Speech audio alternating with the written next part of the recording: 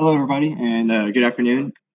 Today, I'll be presenting our paper single-element thermal flow sensor using dual-slope control scheme.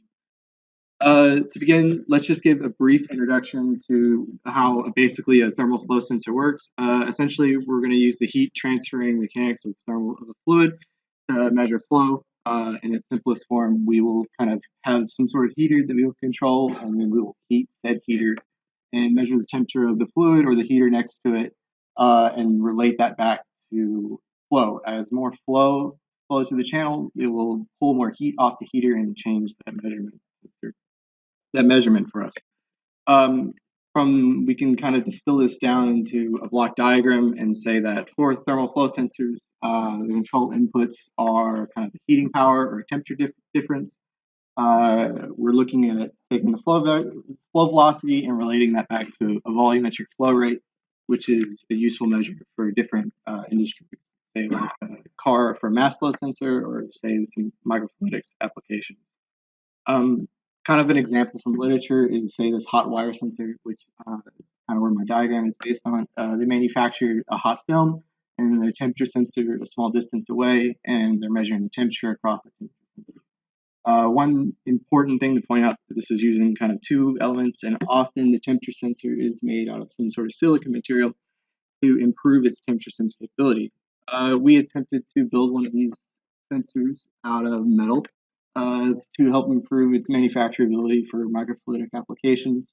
We arranged a thermal simulation first to kind of look at the power levels we needed the heating and kind of the feasibility. So we interdigitated a sensor and a heater, and then we had a sensor placed next to the heater as kind of a far sensor, and we kind of ran a thermal fluid simulation to see kind of how much temperature would change on this and what should we expect out of this before we build it. And the results weren't that pleasing for us at first. We're looking at first at the near sensor. The far sensor is on the bottom, and it has very little change, and it is delayed in time significantly from the heating, and that's due to the sensor being farther away. So that idea was kind of pushed out. Looking at this near sensor right here, we see that it only has a change of, say, about 10 Kelvin for about 40 milliwatts of heating power.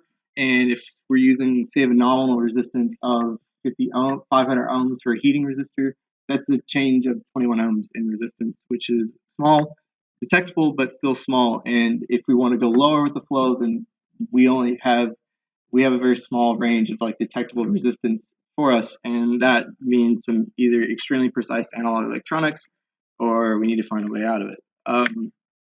But then we looked at this graph right here, which is the same graph, but we looked at the actual heating temperature itself, and for the same power, the heater temperature changed about 3 times as much, so we have about 3 times change in resistance, and now we have a resistance change of 75 ohms, much greater, a lot easier for us to detect.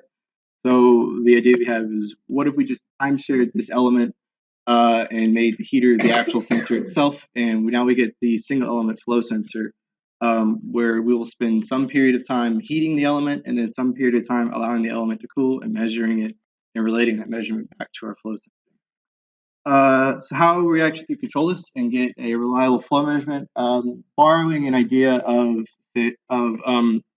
dual slope from, say, like ADCs used in like a visual for like ADCs used as for pixels, we will have a charging period and then a discharging period, where the discharging period will be influenced by the flow rate in their channel. In the charging period, this is a fixed period of time, so we are sticking the exact same amount of heat if we use a constant heating power. We will charge the sensor up, dumping heat into the sensor and into the substrate itself, and then we will turn the charging circuit off, and then we will put in a much smaller measurement current, small enough to not influence the heating of the sensor itself, and then allow the sensor to cool down. And that measurement time, TM, is our flow measurement. We can expect this waveform to look slightly different at, say, a higher flow rate. As pointed in the previous picture in this kind of thermal electric schematic, the flow is always influencing the channel. So even while we're charging, we might charge to, say, a lower temperature, and then we'll discharge even quicker because the flow rate is pulling more current out of the system. To implement the system, we did it discreetly with an off-the-shelf constant power regulator for our power section, we wanted to make sure that we were dumping the exact same amount of heat into each cycle to help regulate that section of our dual slope.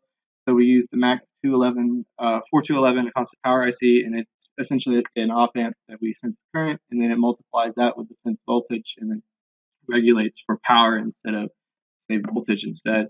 Our measurement block, we used a low current source for measurement, and then we took that voltage and fed it into a comparator to compare, and then we have a counter as an FPGA, and we're going to use that for counting. Our element needs to be designed properly. We have several kind of trade-offs to balance. We have a few metals we could choose from, and we have to balance, say, like the area of the resistor with kind of this resistance.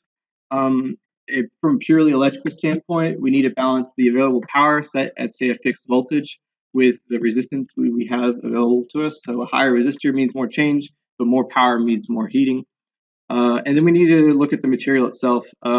We want materials with high resistance coefficient that will change a lot under a small temperature change, but we also need to compare that to, say, the density and the mass of the resistor. Higher mass will have lower temperature change. So after considering this, aluminum is a good candidate for us. It kind of maximizes a lot of these things, and it's easy for us to manufacture. We then took our element and then manufactured a kind of a test channel where we have a computer fan that will modulate the fan speed to have a stand-in flow. We'll then measure the circuit and then report out our flow measurements. So this is our initial set of data that we gathered. In this set, what we did is we left it with no flow, allowed it to come up and saturate, and then we took measurements with increasing flow rates down, and then we decreased the flow rates back up to make sure the data still matched. And we left when we increased the flow rate of the fan or the RPM of the fan, we left it there to gather a set of data to make sure that we were consistent. And we found that we are able to relate the cooling time of the resistor to the flow rate itself. We then took this data and then put it in a histogram to help kind of visualize the 4 individual peaks that we have for 4 individual flow rates that we were able to measure. In conclusion, we're able to demonstrate a single element flow sensor with its full functionality. We are able to make this sensor fully out of metal, so it allows for easy manufacturing in MEMS and microfluidic applications. We've demonstrated a dual slope control algorithm.